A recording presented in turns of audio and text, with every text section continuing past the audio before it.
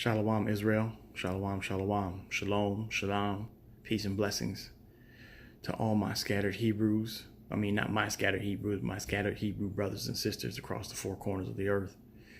And anyone who the Father has chosen to open their eyes to this truth and to live according to the plans that he gave our forefathers, according to this word, the truth of this word, not the lies that have been inherited by us. Anyway, I wanted to hit you with something quick this morning out of my devotion. Just something to think about. Every day I read a proverb, and I've been doing that for years because it was always said, even as a young man, it was always said Proverbs, book of wisdom, Proverbs, Psalms, Ecclesiastes, even Song of Solomon or Song of Songs. I know that there's a Wisdom of Solomon in the Apocrypha, but I just have developed a habit to read a proverb every day for the sake of gaining wisdom. I want to understand the Most High as best I can. I want to obey him best I can. And wanted to share with you just a quick thought this morning out of Proverbs. Because in Proverbs, there's 31 of them. Most months that our calendar, that we go by anyway, have 31 days. So there's one for every day.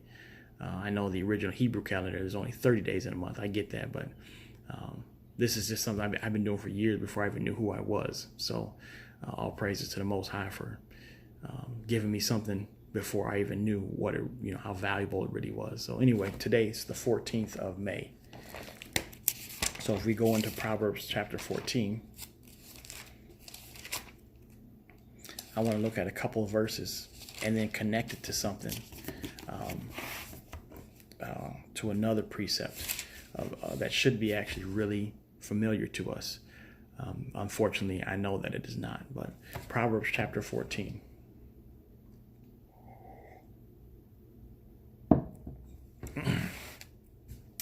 Let's look at verses 26 and 27. Verse 27 says, "The fear of the Lord is a fountain of life." I'm sorry, 26 and 27. Let's start at 26. Try that again. "In the fear of the Lord is strong confidence, and his children shall have a place of refuge. The fear of the Lord is a fountain of life, to depart from the snares of death." So I was reading this, and what really stuck out to me was both started with the fear of the Lord. The fear of the Lord. We hear about that growing up in church and being involved in the church in my early 20s into the 30s. It was a lot about the fear of the Lord, the fear of the Lord. And quite honestly, I used to wonder a lot, like, what does that even mean? What does it mean to fear the Lord? Well, it's a reverential fear. It's that awe. It's that, it's the Lord type of thing. But that's not the picture the scripture paints all the time. Like whenever one of our patriarchs, our foreparents, was encountered even by an angel, that was a actual fear. A lot of times you'd see that they fall down as though dead, meaning they fainted out of fear. It wasn't, they were just, it's an angel. Think about this for a second. If you actually seen an angel, do you think that would be your reaction? Or would your heart be darn near pumping out of your body because of fear? Because it's something unknown, something unusual to you and to I. But let's connect that real quick. The fear of the Lord. The fear of the Lord is strong confidence. The fear of the Lord is a fountain of life. I want to show you something. Go to Exodus chapter 20. This is where we find, oh, there I go again. Look at that, just right to it. I'm sorry, I'll give you some time. This is where we find where Moses was giving our foreparents the 10 Commandments, fresh off the mountain, a meeting with the Most High. And I want to show you something he said that's interesting. So Exodus chapter 20. Verse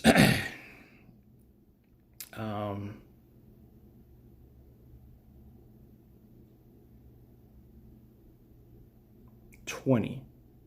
So No, we'll start at verse 18 to get some context so you understand what's going on, right?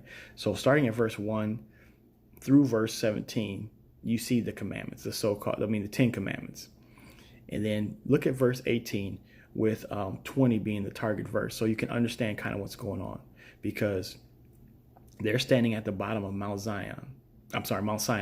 They're standing at the bottom of it, and they see smoke and lightning and thunder. They hear thunder, and there's a thick, dark cloud, and it is a scary sight.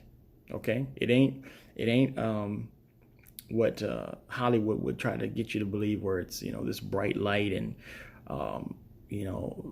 angels humming and birds chirping, and it's just everybody's just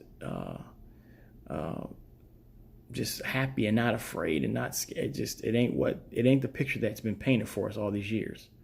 It is a scary sight. It is a unfamiliar and scary sight. So verse 18. And listen to the words now. Pay attention to the words that are being used. And all the people saw the thunderings and the lightnings and the noise of the trumpet and the mountain smoking. And when the people saw it, they removed and stood afar off. When they seen that, they backed up.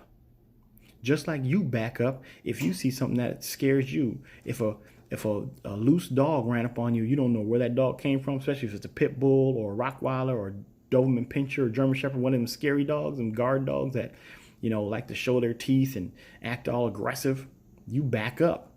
That's what happened. They backed up. Verse 19. And they said unto Moses, Speak thou with us, and we will hear.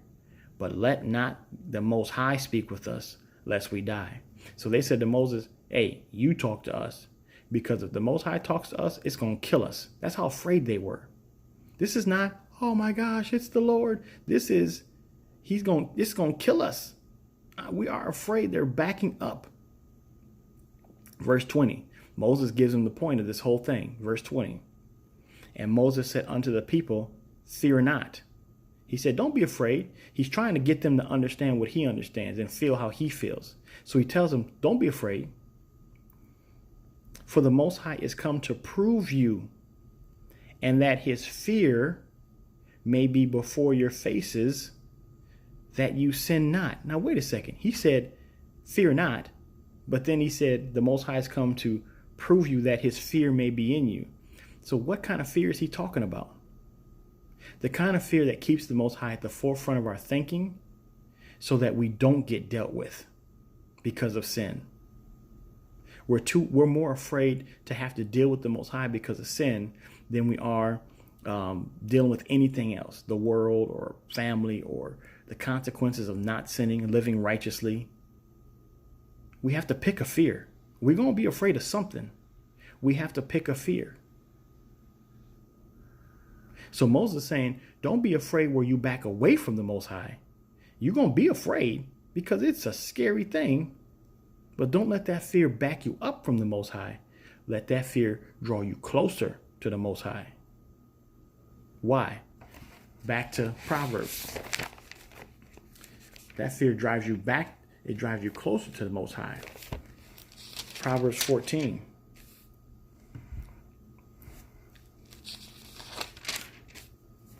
Why? Verse 26. In the fear of the Lord, because in that fear is strong confidence. How can you have strong confidence when you're in the fear of the Lord? Because you know you're keeping his commandments. You know you're living your life how he told you to live it, with faith in Messiah. Then you can have strong confidence, knowing that no matter what's going on, no matter what bad tragedies are happening around you or what is ailing you. This is what Job was able to do when all the things that went down in his life. He had strong confidence. The fear of the Lord was his strong confidence. Verse 27, the fear of the Lord is a fountain of life. A fountain of life. Why? Because we know that this ain't the real life. It's in the life to come. It's in the next life. It's in the kingdom. That's real life. And when we fear the Lord enough to abstain from wickedness and unrighteousness, and rather choose righteousness and obedience to him, That's going to lead to the fountain of life. That's what leads to the fountain of life. So we should be afraid. We should have some fear. Fear that draws us closer to the Most High, because we rather deal with the unknown of dealing with the Most High versus dealing with the consequences of sin and not choosing the Most High. That's a much greater fear. You don't want to have to do with that. You don't want to have to deal with that. Choose the Most High. Choose the unknown. You may not know everything, and it's going to be scary. That is not an excuse. It's going to be uncomfortable. That is not an excuse. Choose the Most High. Live for the Most High. Find out who He is. And if you don't know yet, find out who you are, because that's going to help you understand who He is.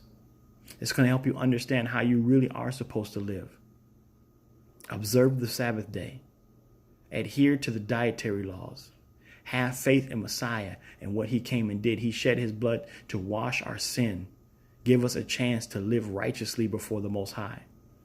And I get it. Even then, it's not good enough. But that don't mean we're not supposed to try.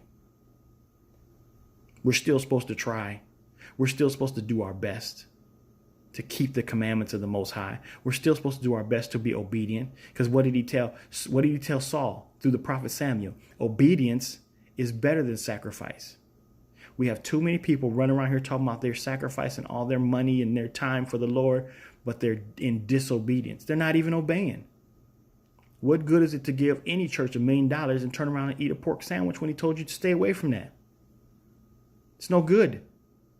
You're choosing sacrifice over obedience. He said obedience is better than sacrifice. So obey. Obey. And I hope that you hear that all day today. I hope that whenever you listen to this video, for the rest of the time that you're awake, you hear that word, obey. And when the Most High directs you, obey. Develop a habit of obedience.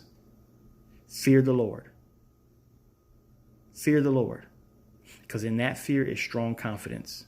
And that fear leads to the fountain of life. That fear is going to help you get the kingdom. Shalom.